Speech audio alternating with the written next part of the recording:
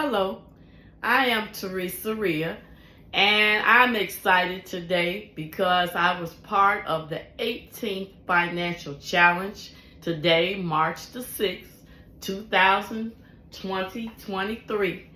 Yes, I have on blue lipstick to match my blue outfit. No, you're not seeing things, but I'm excited because I know some information that I want to share with you.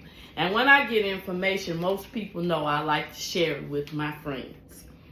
We learned today quite a few things in that financial challenge. If you missed the financial challenge with Rick Williams, the wealth coach, you probably don't want to miss tomorrow.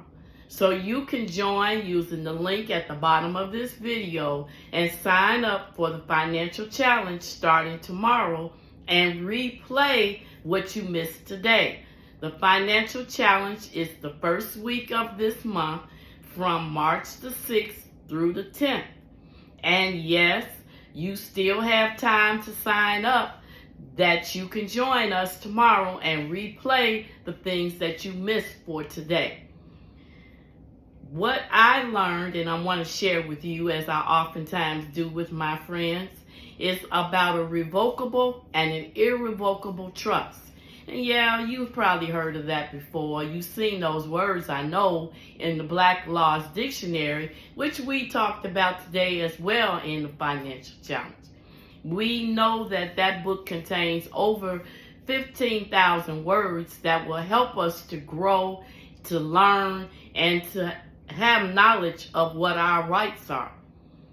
The revocable trust is similar to a living trust. Okay, so you say, yeah, I got a living trust and I know I'm leaving that to my ancestors, and that's what I want to leave, something to them when I'm not here anymore to help them.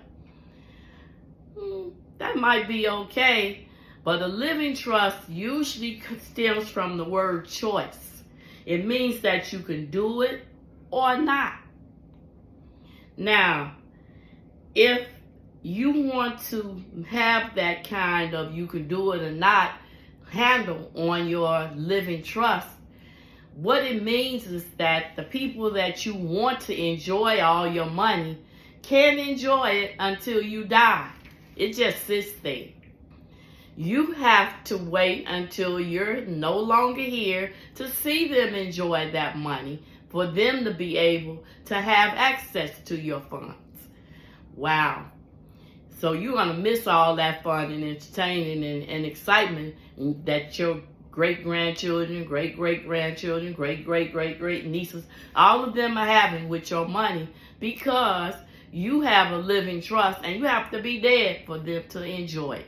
That's a choice you made, and that choice means it can stick or not. Now, what do I mean by that? Someone can go to court after I die, if I had a living trust, and say, you know, Teresa wasn't in her right mind. She had on blue lipstick one day, match her blue dress. Yes, I'm in my right mind. And the judge will say, well, what made you think that? And they might even show the judge this video of the blue lipstick matching the blue dress I have on today.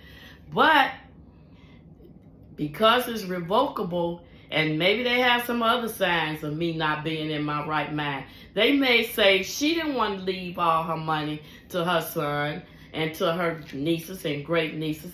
She wanted to leave that money just to one of us, just to me. The judge can make a decision, and that trust can be like it is that you wrote, or it cannot be if they give enough evidence to prove that you don't have good sense.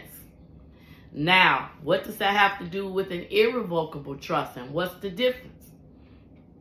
The irrevocable trust is that common law trust. The common law trust says, I have made a decision and all other possibilities are out the door, out the window. There's no choice anymore. This is a decision I have made. Irrevocable means it cannot be changed. It's a decision and it's final. Now, what does that mean? Take me to court now, Well, don't take me because I'm not here, but I'm no longer here, and you take my trust, my common law trust to court, and the judge will say, can you tell us why you're here? And they can cite all their evidence about the trust wasn't set up the way it should be because I was kind of out of my mind having on blue lipstick with the blue. I like this dress, by the way, for you all to know, would match this blue dress. Then they may say, oh, okay, so the fact that she has an irrevocable trust, the judge will tell whoever that person is that decides that the money should have been left just to them, that the case is dismissed because there is no changing of an irrevocable trust. The way I wrote that trust up is the way that trust will always be. The way that trust is written is the way that trust will always be. It's irrevocable. Now, I can go in and amend that trust, but no one else can. I am the person that can change it, and if I decide to change it, I can and will, and it sticks in the court of law. Another thing we talked about today, we talked a little bit about poor people. And you might say, well, aren't you still poor? In a way, yes, I'm still poor. But at the same time, I believe that with poor people, they are slow to make a decision. They hem-haw around, and I mean they hem and haw. Oh, well, I'll change it from a living trust to a common law trust sometimes later when I know the living trust means I have to be dead for me to see my child, my grandchild, my great-grandchildren enjoy it. So they hem-haw, and pretty soon it's too late. And hem-haw I got from this book I read, Who Moved My Cheese, where it was some mice running through a maze, and two of the people in that maze with the mice were hem and haw. Hem and haw kind of dilly-dallied around and made slow decisions because it took them forever, and that's why they called them hem and haw. So it was a hem-haw situation like with poor people. Poor people do other things too that you don't want to keep doing if that's all you're doing. For instance, poor people go out and buy brand new cars, and pretty soon the car is repossessed because they can't afford to pay it. They also don't realize that as soon as they drive that car off of the lot, the car depreciates by 30%. Get you a certified used car, take care of it, keep it up, and you will have equal time with that car as you would any new car. You also know that poor people they use cigarettes, they use alcohol, they gamble, and the people who know me say, well, Teresa, you gamble. You were right. But I gamble after I pay my bills. I gamble because I know the odds of gambling are against me, and I only do it for fun, and I only do it once in a while. Poor people gamble as soon as they get $1 in their hand. No, Teresa's not doing that. And everybody who knows me that's close to me know that I don't do that. I am now my own bank. What does that mean? That means that I learned that the step in the path to posterity means that I can borrow money to loan money and make money from the money that I loan to other people. The banks do it. If you're at home right now, look at your mortgage statement. The mortgage statement on the front page says you are a tenant. And maybe I should give you time to go find that mortgage payment. But look at it when you get a chance. And you've been telling everybody, yeah, I own that house. I'm paying for it, but I own it. You only are a tenant because when you walked in the bank, I'm going to use me for an example. When I walk in the bank says, Teresa, what is your credit score? And Teresa says, oh, it's pretty good. It's not bad at all. And I want to borrow $100,000 from here. That's not a big house that I want to get, but It's another house. Might be just a garage to this house. Anyway, the bank says, and what's your credit score, Teresa? Again, other than pretty good, I need some numbers. Well, I'm going to tell them about 750. It's higher than that, but we're going to use 750 today. Right away, the bank gets on the phone, calls the Federal Reserve Bank, and says, I need $100,000 because I have a client that wants to borrow $100,000 for some property. And the Federal Reserve says, what's the credit score? Oh, she has a 750 credit score plus. Okay? The Federal Reserve Bank gives the bank $300,000 that the bank is only going to give you $100,000 of. What does that mean? That means that now the broke bank has $300,000 and is going to give you $100,000. Now, are you going to just pay that bank back $100,000? No way. Oh, I got blue earrings too to match this blue lipstick and the blue dress, in case you were looking. The bank is going to charge you about $300,000 in interest. So actually, the bank made $600,000 from that $100,000 that you wanted to buy to purchase that property. Wow, did you know that?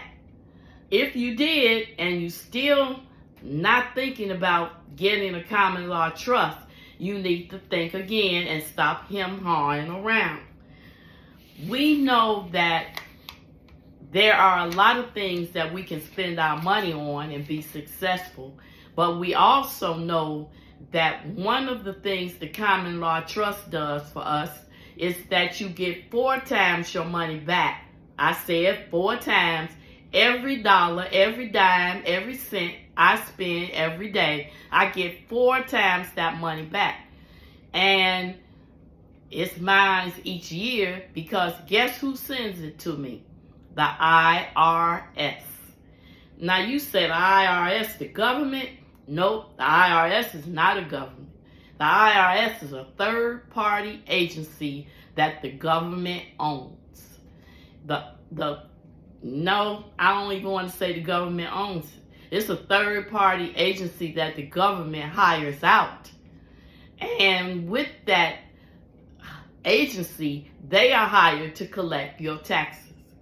So I say if you missed today's financial challenge, it's not too late for you to join in tomorrow and watch the taping from today. I have my link on the bottom of this video.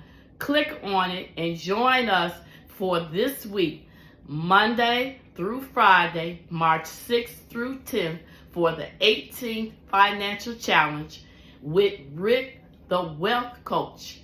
Rick Williams, the Wealth Coach, who is the host for the Financial Challenge and is very knowledgeable of how to open a common law trust. My last message to you is, when are you going to start living? When are you going to live a life forever on vacation?